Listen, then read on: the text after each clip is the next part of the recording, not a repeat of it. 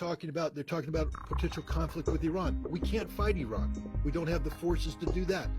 You know, we fought the Gulf War in 1991 by having friendly ports and airfields that we could bring our ships into and offload in an uncontested fashion and land and offload troops.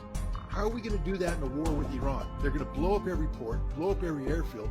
It means now we have to do a forcible entry into an Iranian port, Chabahar, Bandar Abbas.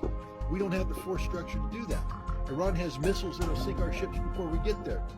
They're parking 2 aircraft carrier battle groups off the coast of Lebanon with a 2,000-man amphibious ready group to fight Hezbollah. Hezbollah's 100,000 men, highly trained, dug in to the hills of southern Lebanon who've been preparing for this fight. We have gone insane. Let me just make it very clear. America can't fight and win a war anywhere in the world right now against any power that has any military capability. We're that weak. We are literally that weak. Look, the Israelis right now are scared to death. Scared to death. They mobilized 360,000 reservists. Let's just put this in perspective. The vast majority of these people did their 2.5 years military service.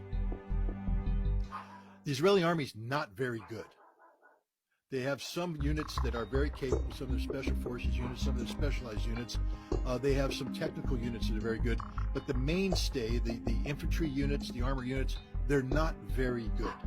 And they've become even less good by being pulled back from conventional combat duties to policing duties in the West Bank. So most of these reservists spent their time walking the streets of the West Bank, learning how to break the arms of 10-year-old children, how to rough up 15-year-old girls, and how to belly shoot 60-year-old men. That's what they did. Brutal occupation. It was horribly demoralizing for many of these people.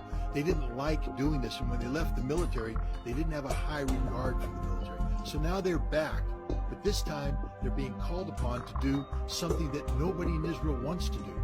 Go into Gaza. Why? Because in 2014 they went into Gaza and Hamas handed it to them. In 2006 they went up against Hezbollah and Hezbollah handed it to them. The Israeli army just isn't that good, and they're scared to death because Hamas is waiting for them. This is one giant ambush, and the Israeli intelligence is blind. They don't know where they are. They're going to have to go in there and probe, and as they probe, they're going to be blown up, ambushed, slaughtered, and they know this. The other thing that scares them is once they go into Gaza, they're going to be committed to that battle with the bulk of their reserves. And if at that time Hezbollah decides to open up a northern front, Israel's got nothing left. And even if they had something left, they can't beat Hezbollah. They can't beat Hezbollah. They know it. They've exercised it. Last year, Chariots of Fire. This year, Firm Hand. Those are the names of 2 major exercises where Israel tested its ability to fight the conflict against the Palestinians and Hamas in the West Bank and Hezbollah up north, and they can't do it. They don't have the resources to do it. Now you throw in Iran, they're definitely screwed. So America is stepping in saying, hey, we're going to flex our muscle in an effort to deter Hezbollah and Iran from striking. It's not working. 2 aircraft carrier battle groups and an amphibious ready group of 2,000 Marines does not a war win. And we don't have anything behind that. We got nothing.